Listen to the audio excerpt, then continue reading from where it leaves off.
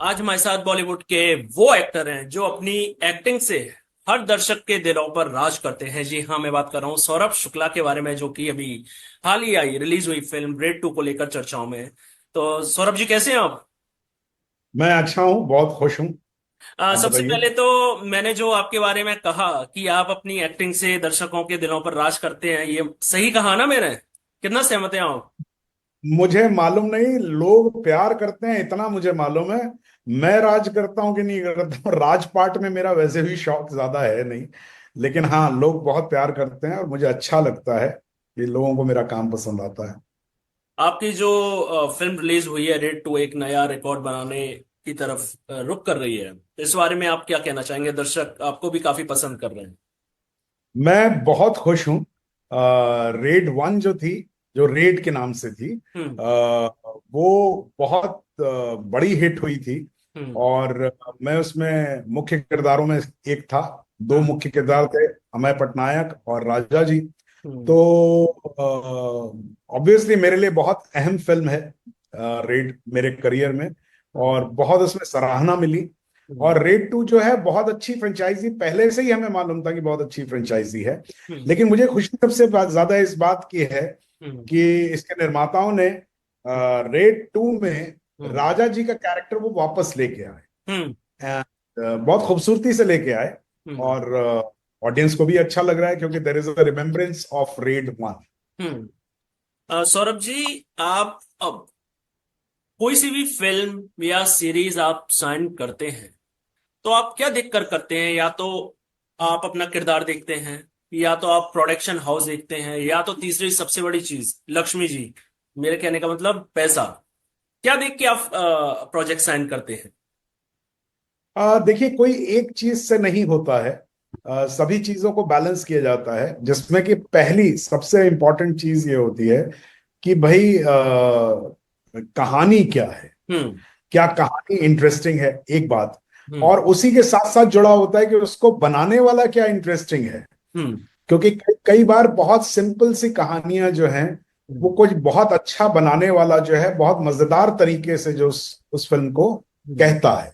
हम्म। तो सबसे इंपॉर्टेंट बात ये होती है, देन ऑब्वियसली देखा जाता है कि हम्म। कौन सा प्रोडक्शन हाउस जो है वो हम्म। उसको बैकअप कर रहा है, बैक कर रहा है, हम्म। जिसकी वजह से फिल्म जो है अपने उस मकाम तक पहुंच पाए हम्म। जिसके लिए कोशिश की गई है। हम्म। और तीसरा, वो हम सभी जानते हैं, धन लक्ष्मी जो है वो सभी देखते हैं, जी। है ना।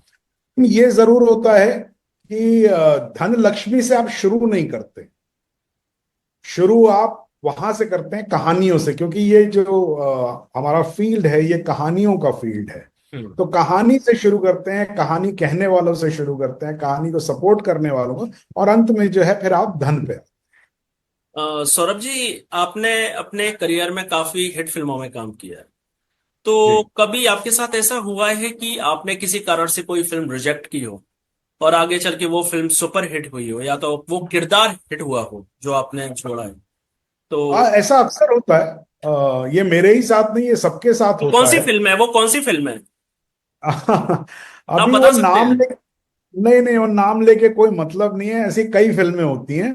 करियर में देखा जाए तो बहुत सारी फिल्में ऐसे होती हैं, और जरूरी नहीं होता है कि आप उसको इस बात पे मना कर दें कि आपका कहना चाहिए कि जो क्रिएटिव डिफरेंसेस हैं उसकी वजह से मना कर दें। ऐसा हमेशा नहीं होता है। कभी कभी ऐसा होता है, बहुत खूबसूरत फिल्म आपके हाथ आती है, आप करना चाहते हैं, मगर उससे पहले आप कमिट कर चुके हैं। जी। तो जैसे मैं आपको एक सीरीज का बताता हूँ। बहुत सारी ऐसी फिल्में भी हैं, सीरीज भी हैं। एक वेब सीरीज मेरे पास आई थी, जो टब्बर।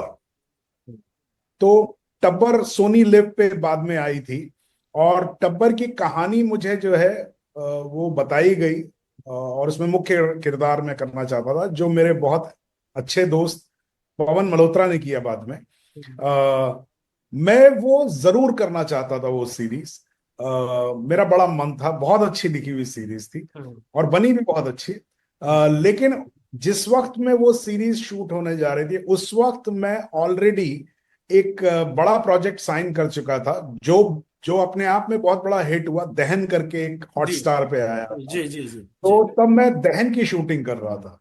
तो आप फिजिकली दो शूटिंग तो एक साथ नहीं कर सकते, तो कभी कभी ऐसा होता है कि कई कारणों से आप कोई प्रोजेक्ट नहीं कर पाते हैं। लेकिन मेरे ख्याल से मैं मलाल नहीं रखता किसी चीज का। हम्म। जो आपकी किस्मत में है, जो होना है, आप करते जाइए। आपका काम है कर्म करना, आप करते जाइए, है ना। जो छूटा या जो मिला, उस पे ज्यादा समय व्यतीत न करें तो बेहतर रहेगा। तो सौरभ जी, आप काफी सीनियर एक्टर हैं, तो अभी भी जब आप कोई फिल्म या सीरीज करते हैं, तो आपको डायरेक्ट अप्रोच किया जाता है कि कास्टिंग प्रोसेस भी रहती है, ऑडिशन वो आपको देना पड़ता है अभी भी? नहीं नहीं, मुझे कास्टिंग तो अभी तक देने की, मतलब स्क्रीन टेस्ट देने की अभी तक जरूरत पड़ी नहीं है। हालांकि हॉलीवुड में तो चलन है, उनके यहाँ का सिस्टम है, उनके यहाँ बड़े बड़े स्टार भी देते हैं। उसमें कोई दिक्कत नहीं है। लेकिन मुझे अभी तक ऐसी जरूरत नहीं पड़ी। हाँ, लेकिन क्योंकि अब हमारे यहाँ कास्टिंग का जो चलन है हम्म। वो कास्टिंग डायरेक्टर के थ्रू होता है, तो कई बार कास्टिंग डायरेक्टर्स जो हैं वो अप्रोच करते हैं मुझे, और फिर हम उसको करते हैं। ये आजकल सिस्टम है। सौरभ जी, आपके मन में ये विचार कैसे आए कि हम एक्टिंग की तरफ रुख करें? क्योंकि हमेशा से अभी तक ये एक माइंड सेट है कि जिसको सुपरस्टार बनना है उसकी 6 फीट हाइट होना चाहिए, 6 एब्स होने चाहिए। अभी तक ये मानसिकता लोगों की चलती है, ये लोग इस पे ही ध्यान दे रहे हैं आजकल के एक्टर्स।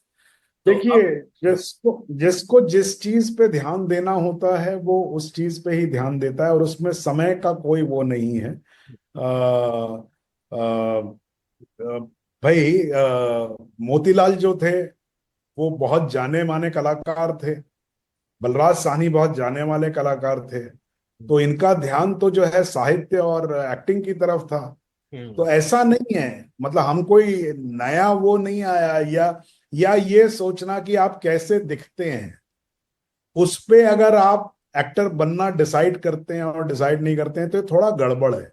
हम्म। क्योंकि क्या है, आप कैसे दिखते हैं वो photograph, a single photograph might do justice to it. और हम्म। उसमें भी बहुत सारी बातें होती हैं कि हम्म। भाई देखिए, एक्चुअली पहली बात तो आप ये जान लीजिए कि आप किस विचारधारा से आते हैं। क्या आप ये मानते हैं कि दुनिया में लोग खूबसूरत और बदसूरत होते हैं? हम्म। मैं जिस विचारधारा से आता हूं, हम्म। सिर्फ खूबसूरत ही होते हैं।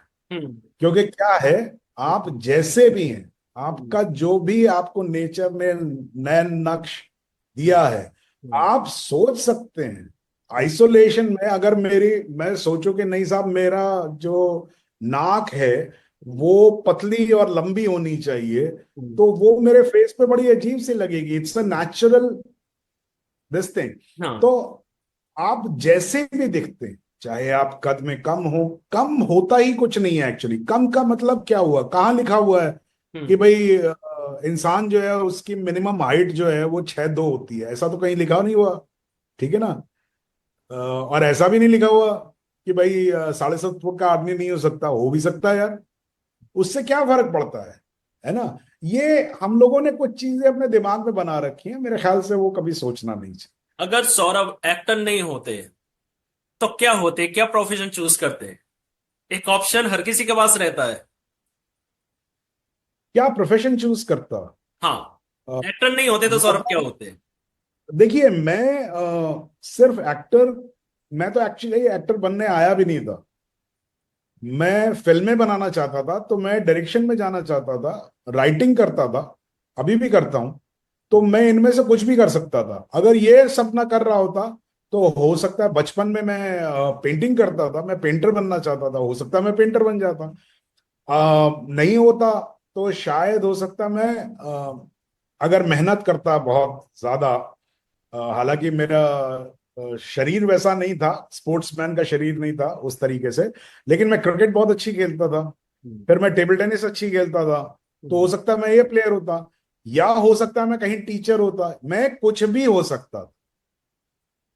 लेकिन बस बात यह है कि मैं हमेशा जो चाहता था वो यही था कि जो भी मैं करूं वो मुझे इतना अच्छा लगे कि सोते जागते उठते बैठते मैं वो करना चाहूं। ऐसा ना हो कि मुझे कोई ऐसा काम करना पड़े जिसमें मेरा मन नहीं लगता है। हम्म।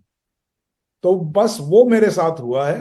आप कभी भी मुझसे मेरे प्रोफेशन में जो मैं करता हूँ, आप मुझे एक्टिंग कहिए, राइटिंग कहिए, डायरेक्शन कहिए, लिरिक्स लिरिक्स लिरिक्स लिखना कहिए, कुछ कुछ भी, कभी गाने ही गुनगुनाने का मन होता है, तो ये सब मुझे अच्छा लगता है।